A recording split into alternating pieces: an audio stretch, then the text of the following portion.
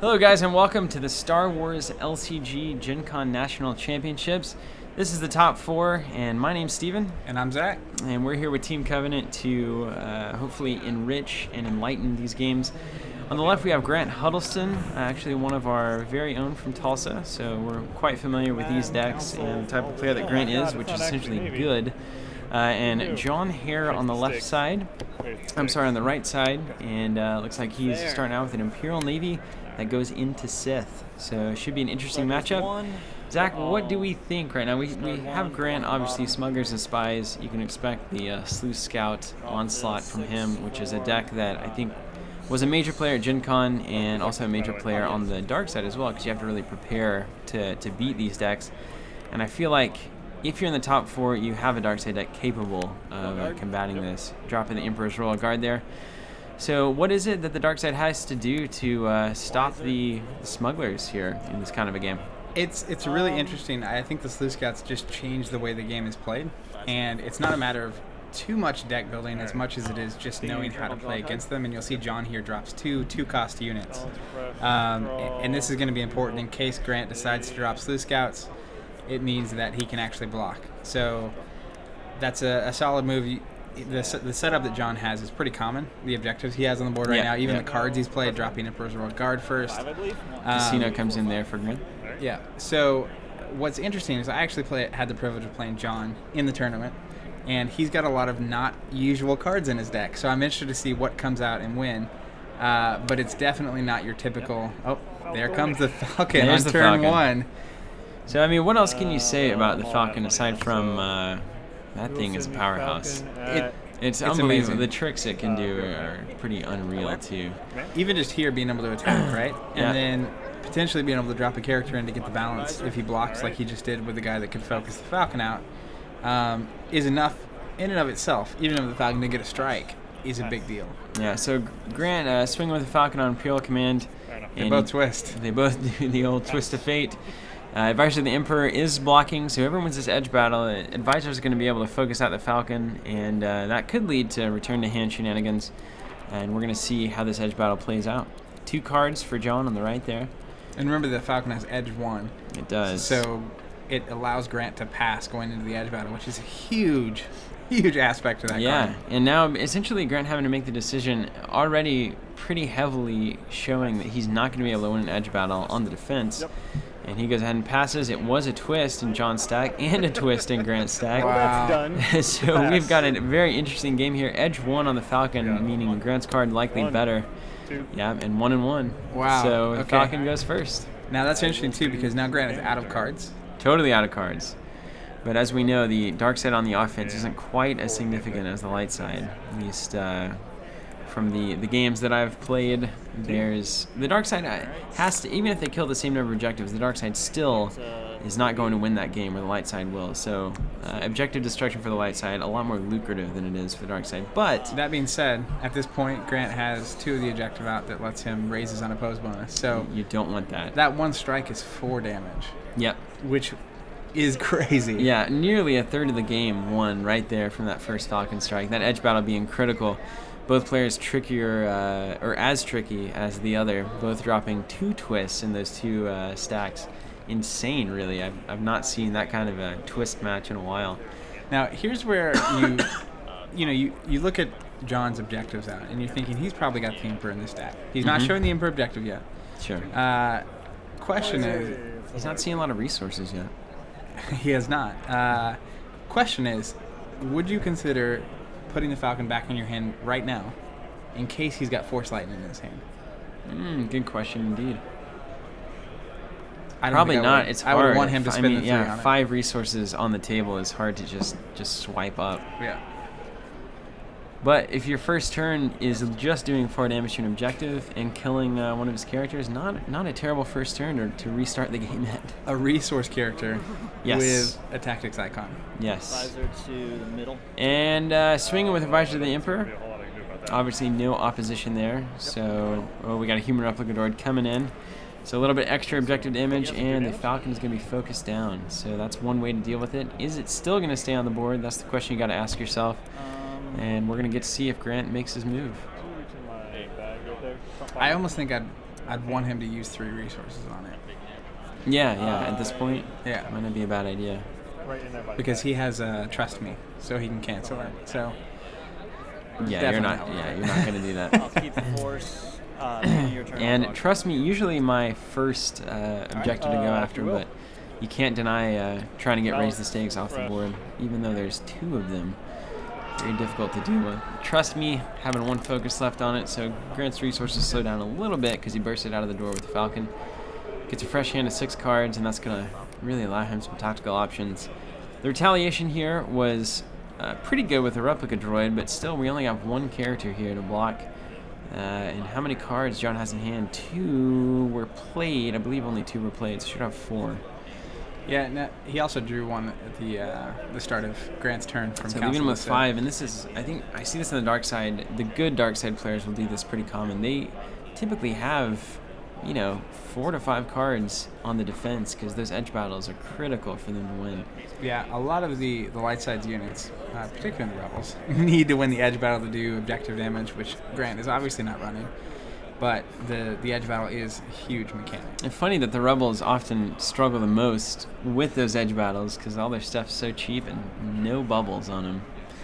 They all have like 1 bubble, just speeders, just bubbling around. Now I'm curious here why, if it's just a bad draw or if he's got something planned with those 3 open resources. And the interesting part of that is he's got the 1 objective with 1 health left. It's 2 of those resources. So he can't really wait too long. If Grant plays stuff and starts attacking, if he's going to use it, he's going to use it.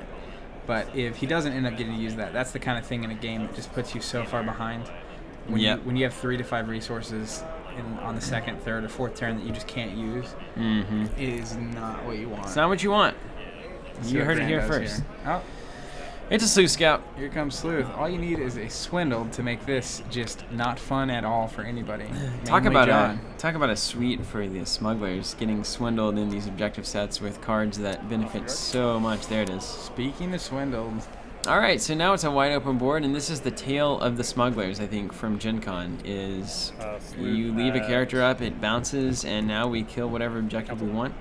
In Grant's case, not sure if you want to go ahead and just, max out the damage there. yeah, I think you almost have to. I saw Han in Grant's hand here, which is gonna, he can basically clear John's board by dropping Han with the Falcon's ability. And he throws out a Saboteur to the edge battle. Ooh, wow. Lando. Lando coming in for the Falcon. Falcon bounces back to hand and puts Lando out. That is curious to me.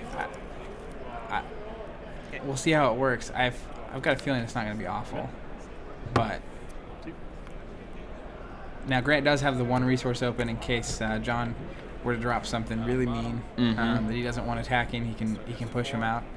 But I'm almost wondering if a Han there to clear the board wouldn't have been a very, very good move. Yeah, totally. Now, the 2 damage on Trust Me, where are we getting that? That was just put on there. There wasn't a cancel that he missed, yeah? I believe he actually canceled a force choke. Nice. So John played a force choke at the end of Grant's turn, making you believe he might have a second one to use on Lando next turn, or at least be hoping to draw into one, so Grant went ahead and canceled that. Not a bad play at all. So Lando and the Sleuth out. This gives Grant a little bit of protection on the defense here. He's still got some cards to the edge battle, and he's got that big black tactics icon, which is a pretty good deterrent on the defense. I used to think that the unit damage was really what it was about, but more and more, that focus icon is just about as essential as on the offense and on the defense as you can imagine.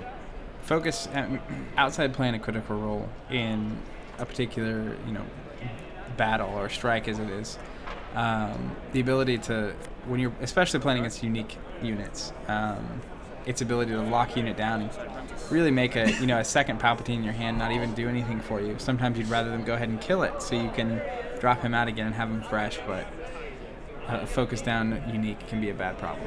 It can be an issue. Grant taking the force back. I like that play, and Darkside Apprentice coming out on John's side of the board. Now have a pretty decent cast of characters over there. And we'll see what happens here. You want to kind of go after some objectives, but Nothing terribly in striking distance. Maybe Replica and Apprentice can get the job done. We're going to see where John's going here. Undamaged one. Attacking the bottom, raise the stakes. Yeah, I wonder here if Grant's going to block and then push John's guy out. That way he keeps raise the stakes active. Yeah. Seems like a necessary Looks thing. like what he's doing. Yes. Okay. Push you out. And Lando has to be participating to use that ability, right? Nope. He does not. But in this case, now he also gets to place a tactics. Yeah. Which he does on that resource. Yeah. What you don't want is Lando striking and then not being able to get one of those focus off because the advisor gets to put another one down. To trust me. Now, would you wait until the edge battle concludes to use Lando's ability? It depends. If they do something like have a double heated battle. Trust me, taking 2 more damage from the replica droid. Yeah, you gotta watch that. You gotta watch those edge cards. Yeah, those fake cards can be an issue. You just don't want it to go wrong. But I've used that Lando ability to get them. It's kind of a weird spot because if they win the edge battle, they know you can push them. So they usually don't want to commit to winning the edge battle. Yeah. And John, checking out the discard pile here. How many swindles have we seen? 1? How many twists have we seen? 2. 2, yeah. That's really hilarious. They both had 2 in their opening. Yeah, and both really used them right up front. Which, there's a lot of turning and burning in Star Wars. Maybe more so than other card games where you typically try to hold on to answers as long as you can until you need them, but in the ever-moving world of Star Wars, you can't really sit on cards for too long. You just gotta get on the board and get things done. Taking the force back here, John. And that takes it over to Grant's turn. And there's really no reason to be in a rush, but with only 2 units available at this point on John's side, and the fact that Lando's already on the board. We could see almost a game closer here. Yeah, I mean, the Falcon's in his hand. If he does have Han, which we know he has. I see a swindle there, yeah, too. A swindled here plus the Falcon is... This potentially is the game. Yeah. I'm curious to see how Grant plays it. He usually finds really interesting ways to string a turn together. Yeah. To just do way more damage than he thought possible. Yeah. And I will say that of all the factions, I think the Smugglers have shown up to be the best at that. They can do very intricate things that you're just not expecting, and that plays right into their flavor. So kudos to the design on these guys, even though right now it's hard to deal with, I must say. Now, I noticed John played the replica droid earlier, which kind of signals that there's cards in his deck you might not be expecting. Mm-hmm. But if you look over at his discard pile... Talon roll. Is that a Talon roll That's with Death from Above? That's Death from Above, which he doesn't have any of it out yet, which I'm going to be sad if we don't get to see the Falcon? The Falcon does come back out. But he has a lot of the small TIE Fighter, Imperial Pilot objective sets in his deck. Designed for this exact moment, yeah, imagine. And doesn't. Not seeing him, yeah. Especially the one with targeted strike if you play an edge card.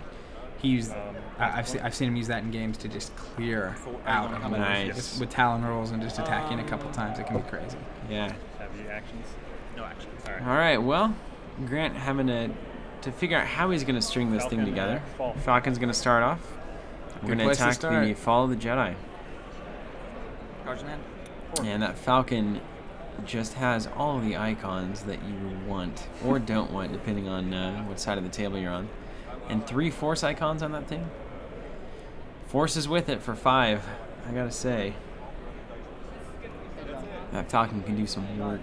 Yeah, the Edge 1. I really didn't give it as much credit as it probably deserves. On the Falcon, on an offensive unit like that, that's pretty safe. It is crazy being able to go in and you can pass as the attacker on the attacker, edge. Yeah. Edge, as a keyword, may be going to be playing a bigger role in this game over the next probably 6 months to a year. I think those edge cards are going to be essential just for negating those kinds of advantages that Edge brings. Edge counters Edge. You imagine like a group of speeders that all have Edge 1 or Edge 2. It's like... Well, there is the objective that gives the speeders edge, and I've not only imagined it, I've played against it. And when they're rocking Edge 4 or something, it's just like, how do you even... Yeah, and the Falcon is unopposed, so we're getting 4 damage on that thing. 2 from the Falcon itself, 1 from Raise the Stakes, and then 1 for the unopposed bonus, naturally. Yep. And we're going to drop it out and put Han Solo in. It's a pretty classic play for the Smugglers. Why not? Falcon has landed and dropped a Han off. Now, this is one of those worst-case scenarios. Lando. We know Grant has Swindle in his hand.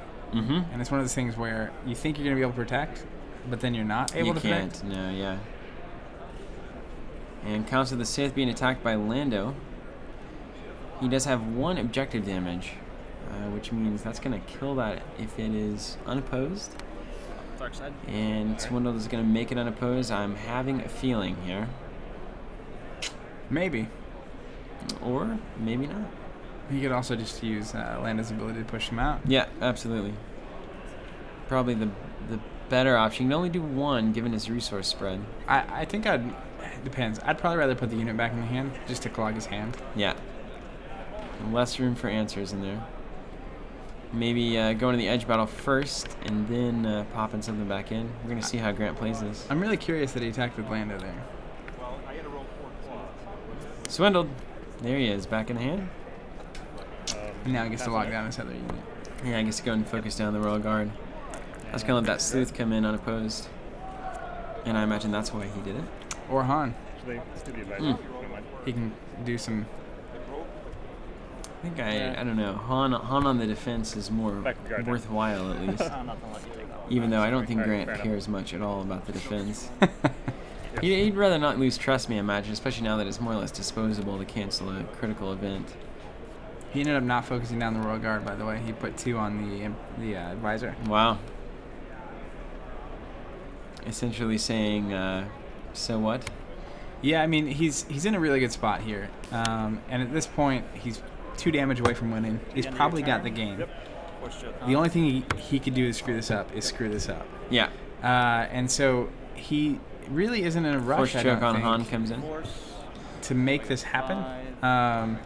So the big deal here, again, getting the balance is more important than destroying an objective there, because now the Death Star is only at 5. When you switch sides, he's only going to have to get the Death Star down to 6 or 7, and it'll be a really good spot for him. So playing into the tournament rules a little bit here, basically keeping a tick what off. A flip. Did you see that? Defense protocol is the objective he flipped. Oh, wow. So he decreases reserve value after force choking Han to do another damage to Han, which kills Han. Beautiful. But the objective was still accomplished of making the Death Star only go up by 1. It's true. Now, what were you saying? I don't know. I was kind of struck by that defense protocol. That was a great flip for him. Wasn't expecting that at all. Yeah, that is a card. And Han going down there. And explain how the defense protocol interaction works. Basically, you can reduce your reserve value by 1 for the turn to do a damage to a unit on the board. Fantastic. He ended Grant's turn by force choking Han. Yeah. And there's the targeted strike, son of a... Interesting. This is... The Apprentice comes back out. So this is actually a pretty significant defense. A good board starting to show up. Is it going to be enough to slow down what little Grant needs to do here? Now, it's one of those situations, and again, he's attacking with a targeted strike guy. Only got 1 of the blaster icon. We could see, heat of battle. Targeted strike kills which is going to let him cap the Sleuth. Yeah. Targeted strike kill Lando. And he's going to Talon roll and cap Lando. That's what I was talking about right there. That move is nuts. Wow. Because he gets targeted strike for the entire engagement. He gets rid of the objective and kills 2 units. Wow, that's fantastic. So he's got 1 unit damage on the card there. And is the heat of battle the interaction that's allowing him to do additional damage? It gives him targeted strike. I think it also gives him an extra unit unit damage, yeah. So that's a really good answer to the Smugglers. Grant now a little bit, I think, worried, looks like, just from the way that he's looking. Look at the little tense there. That's an interaction that is a great answer to what we just saw. What more can you say? I mean, that's the combo that when I was playing him early in the tournament caught me off guard. It'll win you games. Cleared my board when I was not expecting it. Mm-hmm. Now the good thing that Grant has done here is he literally needs 1 damage on each of those objectives. So he needs to play things like the Falcon. Oh, and now oh man, that's the best draw he could have had. All his Smugglers units are going to get a blast damage. Nice. But he just needs units with blast damage that don't die if John gets the first strike. And more importantly, John's only got one card in hand. I mean, Yeah. I think this edge battle is going to be very hard for Grant to lose. He needs to win 2 edge battles here, really. And to strike. It needs to happen, and that's it, yeah. Yeah. There's no focus icons and tactics icons on the board on John's side, so you can't really pull any shenanigans there. Even if you lose both these units to the strikes, that's fine. And it's really easy right here to look at your opponent's side of the board and it's like, man, they've got 3 guys out. I don't have anything. And forget that your win condition is only 2 damage away. Yeah, the board doesn't necessarily matter terribly much for the light side, which fits into the theme of the game very well, because if you were to look at the board of the light side during the movies, It would be a small board. It would look about like this most of the time.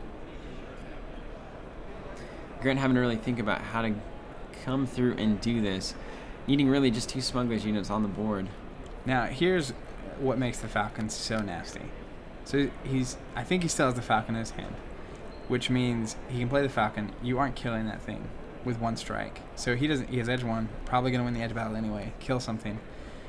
And then it's like, if you did block it, and now he has like a Cloud City Smuggler or something in his hand, he drops it and moves there's just mean things you can do here. Very mean things. You put out the other resource, maybe not needing that. I know that you've talked extensively about not playing that resource on what is essentially the last turn. There's the operative. Oh man, he opens with the operative. That's curious. That is curious. What's that? You may not have a whole lot of options in hand. He may be trying to go in for multiple units instead of... I don't know what he's doing. We'll see.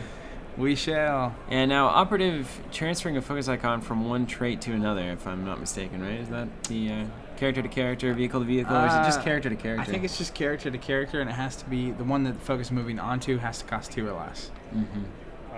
And so it's really not a good option for the focus movement. It looks like Grant only has that unit to play. I am extremely curious why the Falcon did not hit the board if that's the only unit he's playing. We'll see. Grant's got to have his reasons. And it looks like there's a focus off of... Oh, that defense protocol focus was misplaced. Unless there's something going on here. What do you mean misplaced? He just took one off defense protocol, looks like. That's what it looked to me like, at least. Maybe it was a mistake there. So Cloud City coming in, attacking defense non-defense protocol. There's no way he attacked that. No, he's attacking Fall of the Jedi. See how he has it slid to the side a little bit? He's got it staggered. This is the kind of thing, like, again, I don't think Grant cares about his character living, which Jonathan's obviously going to kill the dude. But if he wins the edge battle, he's going to focus out the other dude, the replica droid. Could be a target of opportunity here, too. It's true. He needs, I feel like he needs to get these objectives done. 2, 3. We've got a 2, and he plays the Falcon in the edge battle. I am so confused. Strike. Is there a grand scheme going on here, or have we missed something? Is Grant just being crazy? Guard. Focus. Doing a damage and focus there. Yeah. And then we're going to swindle, looks like, the Royal Guard. Just the focus, right? This is the focus, correct? Yeah, you focused. Okay, yeah. Just making sure I have my colors right. Yep. All right. And that is going to, looks like, leave us with... Yep. We got more coming in. Ah, that's what it was. Which one was that? The this is a droid. Oh, it's bamboozled. So Bamboozled. I think he's gonna get a. He can move a focus from the Cloud City operative, but he wanted to put it on the replica droid, and he can't because the replica droid costs 3. Aha! So this is a clever way for Grant to get 2 attacks. I'm still curious move as to why he didn't play the Falcon first. We have another bamboozle looks like hitting the table. Well, he put it back because he back couldn't. up. He Yeah. couldn't move it. Yeah. And go. And then we're going to attack the top objective. Talk about an edge Guard in battle. your hand with 2 focus icons. I feel like you still need... now, Replicator Droid only having 1 health. Yeah. Now the interesting thing about this is, if that's a twist on John's side, which it's not, it's a 2. And we get, what is that? 2 on the Sleuth. Yeah. And that would be the game. Yeah. So very good game. I'm interested to talk to Grant about that Falcon maneuver. Now, how is it? Oh, it's because that objective came out. He had an objective damage. I see. Yeah, he had the Wow. black objective damage. So That's he didn't need to win the easy edge miss. battle. He just needed to attack and not die. That's crazy. I mean, look at that string at the end. Just Yeah. barely pulling it out. I was Wow. pleased. Dark side, So I got- great. Well, let's join. Let's check out game number 2 between these guys. We're gonna switch sides and see. Looks like the dial got to 6, if I'm not mistaken. So Grant's gonna need to get the game to Alright. 6. 7 to go to the finals. 7 to go to the finals. And so the clock is on John. Thanks so much for watching, guys. We're gonna catch it on game 2. Join us there, and we'll see how this one concludes.